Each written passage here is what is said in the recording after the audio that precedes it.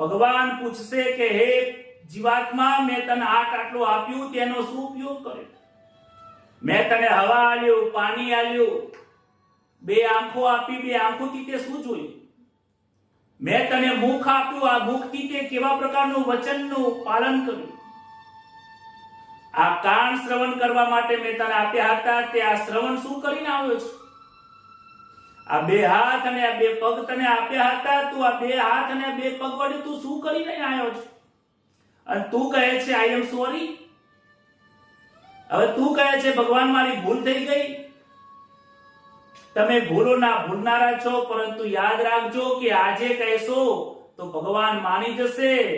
મૃત્યુ પછી ભગવાનને કહેશો પ્રભુ મારાથી ભૂલ થઈ ગઈ છે, ભગવાનના હાથમાં પણ નહીં હોય. ભગવાન કહેશે તારો સમય વીતી ગયો છે, હવે તારે જે કર્યું છે એ